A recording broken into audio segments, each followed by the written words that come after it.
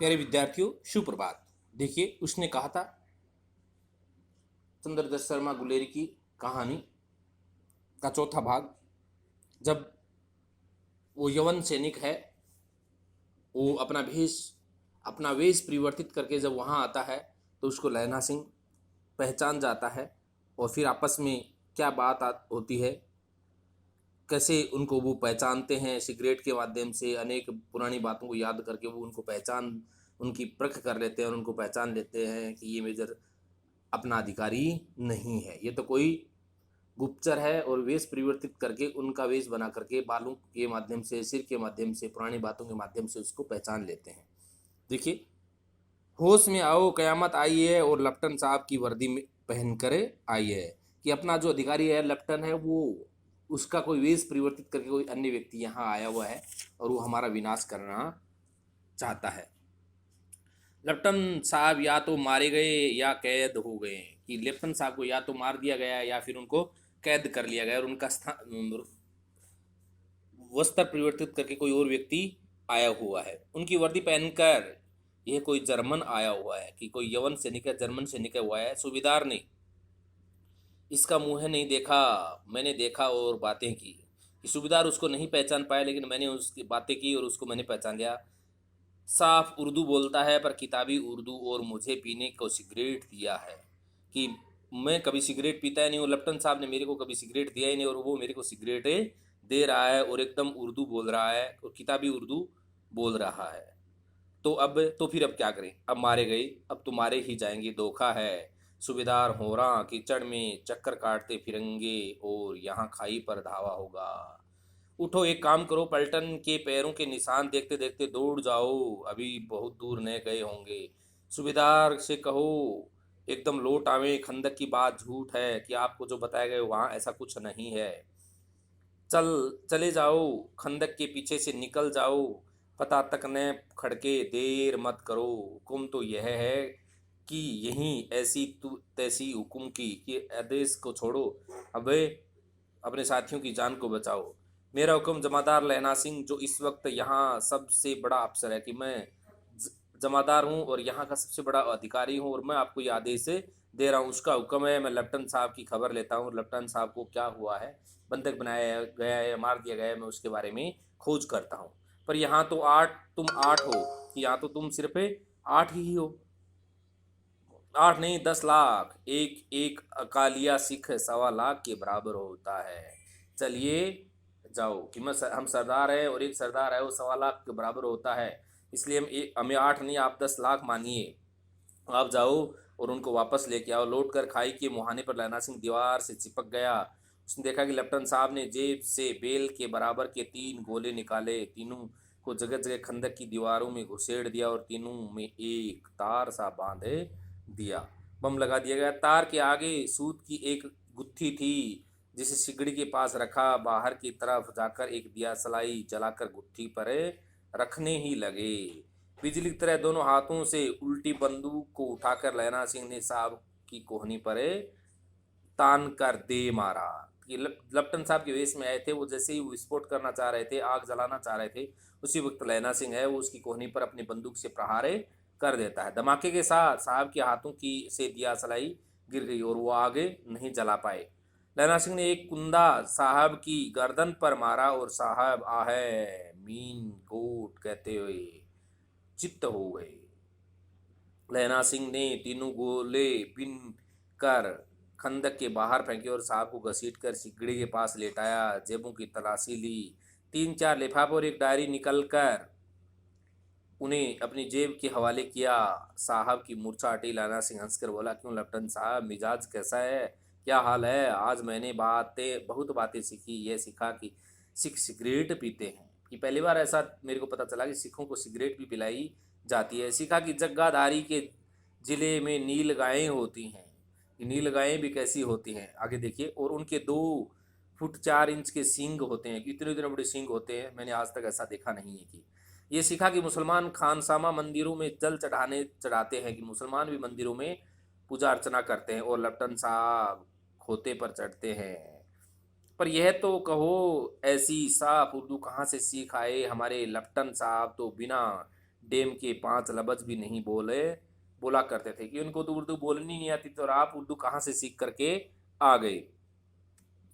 लहना ने पतलून के जेबों की तलाशी नहीं ली थी। साहब ने मानो जाड़े से बचने के लिए दोनों हाथ जेबों में डाले। लहना सिंह कहता गया, चालाक तो बड़े हो, पर मांझे का लहना इतने बरस लप्टन साहब के साथ रहा है, उसे चकमा देने के लिए 4 आंखें चाहिए।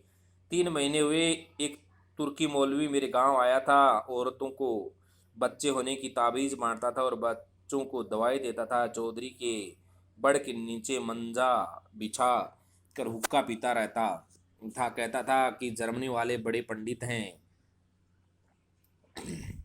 वेद पढ़कर उसमें से विमान चलाने की विद्या जान गए हैं। गो को नहीं मारते, गाय को नहीं मारते, हिंदुस्तान में आ जाएंगे तो गो हत्या बंद कर देंगे। मंडी के बनियों को बहकाता कि डाक खाने से रुपए निकाल लो, सरकार का राज्य जाने वाला है। डाक बाबू पोलू राम भी डर गया था। मैंने मुल्ला जी की दाढ़ी मूंड दी और गांव से बाहर निकाल कर कहा था कि जो मेरे गांव में अब पैर रखा तो आपको मैं समाप्त कर दूंगा। साहब की जेब में से पिस्तौल चला और लहना की जांग में गोली लगी। इधर लहना की हेनरी मार्टिन के 2 फायरों ने साहब की कपाल क्रिया कर दी कि जैसे ही लहना सिंह पर उसने प्रहार किया तो हेनरी मार्टिन ने लहना उस कैप्टन साहब को भी भगवान को प्यारा कर दिया। धड़ाका सुनकर सब दौड़े आए और गोली की आवाज़ को सुनकर के सब इकट्ठे हो गए। बोधा चिल्लाया, क्या है? लहना सिंह ने उससे यह कहकर सुला दिया कि एक हड़का हुआ कुत्ता आया था, मार दिया औरों से सब हाल कह दिया। सब बंदूकें लेकर तैयार हो गए। लैना ने साफा फाड़ कर घाव की दोनों तरफ पट्टियां कस करे बांधी। अपने साथियों को उसने नहीं बताया कि गोली है वो मेरे लगी है और लेफ्टिनेंट साहब की गोली के कारण मेरे घाव है और लेफ्टिनेंट साहब को मैंने मारा है, ऐसा कुछ नहीं बता करके अपने साथियों से सारी बातें छुपा देता है और कुछ को बता देता है कि ऐसा ऐसा हुआ है। घाव मांस में ही था। पट्टियों के कसने से लहू निकलना बंद हो गया। इतने में 70 जर्मन चिल्लाकर खाई में घुस पड़े। सिखों की बंदूकों की बाढ़ ने पहले धावे को रोका, दूसरे को रोका, पर यहाँ थे 8। लहना सिंह तक तक कर मार रहा था। वह खड़ा था और लेटे हुए थे और वे 70 अपने मुर्दा भाइयों के शरीर पर चढ़कर जर्मन आगे घुस से आते थे। थोड़े मिनट में वे अचानक आवाज आई, वाहे गुरुजी दी फतेह, वाहे गुरुजी दा खालसा, और धड़ाधड़ बंदूकों के फायर जर्मनों की पीठ पर पड़ने लगे। इन मौके पर जर्मन 2 चक्की के पाटों के बीच में आ गए। पीछे से भी उनके साथी आ गए और वहां थे ही उनके साथी, तो दोनों तरफ से वो घिर जाते हैं। पीछे से सूबेदार हजारा सिंह के जवान आग बरसाते थे और सामने लैना सिंह के साथी के संगीन चल रहे थे। पास आने पर पीछे वालों ने भी संगीन पिरोना शुरू कर दिया और जर्मन सैनिक हैं वो दोनों के बीच में आ जाते हैं। एक किलकारी और अकाल सिखा दी फौज आई, वाह गुरु जी दी फतेह, वाह गुरु जी दा खालसा।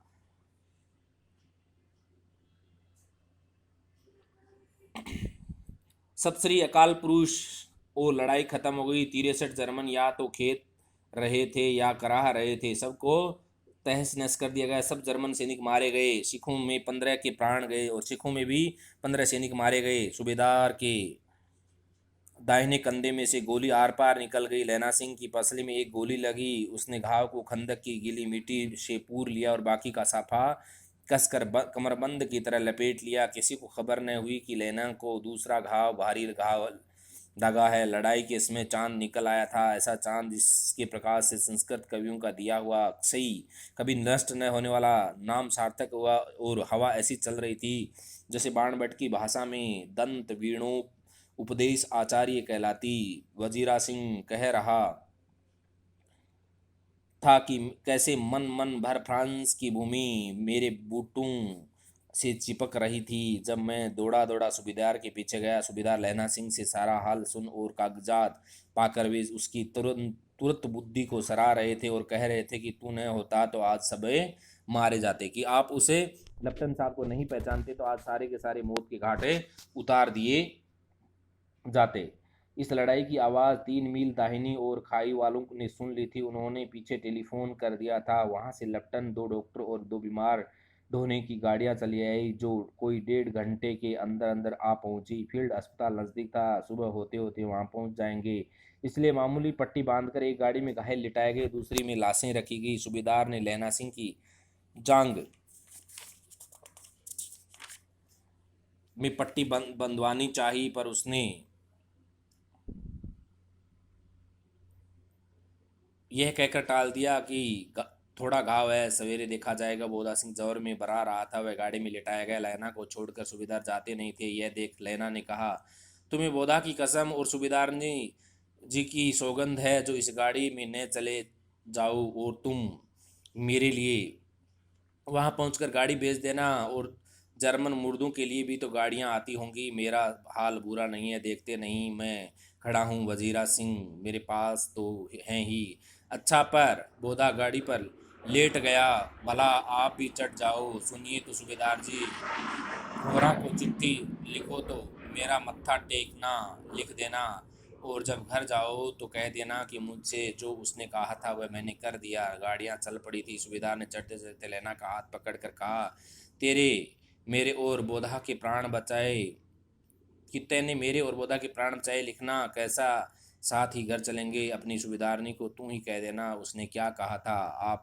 अब आप गाड़ी पर चढ़ जाओ, मैंने जो कहा वह लिख देना, और कह भी देना गाड़ी के जाते देना लेट गया, वजीरा पानी पिला दे और मेरा कमरबंद खोल दे। तर हो रहा है कि खून इतना बह गया है कि वो खून से सन गया है, इसलिए अब आप उसको खोल दीजिए।